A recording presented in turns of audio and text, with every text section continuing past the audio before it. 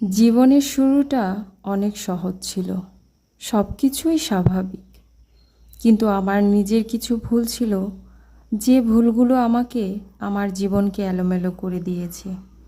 তবে আবেগের বশে নেওয়া কিছু সিদ্ধান্ত ছিল আমার জীবনের সবথেকে বড় ভুল। তখন মনে হয়েছিল এই ভুলগুলোই ঠিক।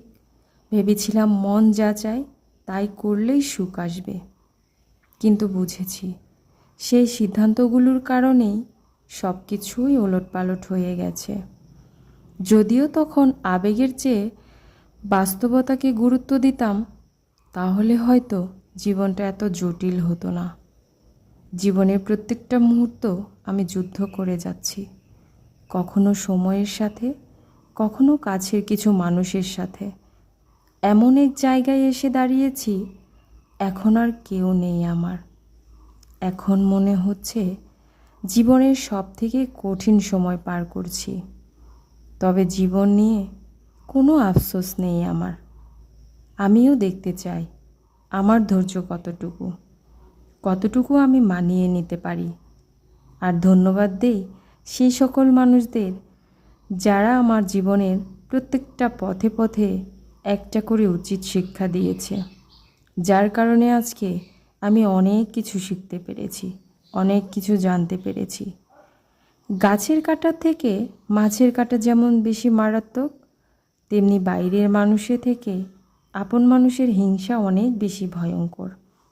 মানুষ হলো বিচিত্র প্রাণী, যারা মুহূর্তেই রং পরিবর্তন করতে পারে। পৃথিবীতে এত রং নেই যত রং মানুষ নামক প্রাণীর মধ্যে লুকিয়ে আছে।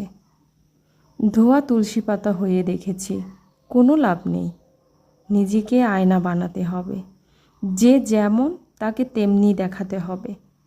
কারণ এই দুনিয়াতে ভালো মানুষের কদর কেউ করতে জানে না।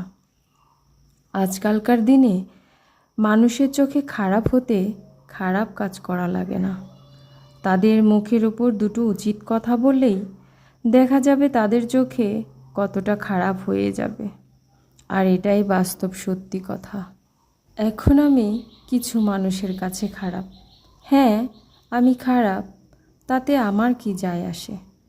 কারো কাছে নিজেকে ভালো প্রমাণ করার কোনো ইচ্ছেই আমার নেই। মানুষের কথা চিন্তা করে এমনিতেই আমার অর্ধেক জীবন শেষ।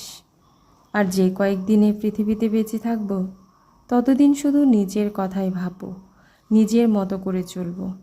তাতে কে কী ভাবে ভাবুক, তাতে আমার কি যায় আসে? এখন আর কারো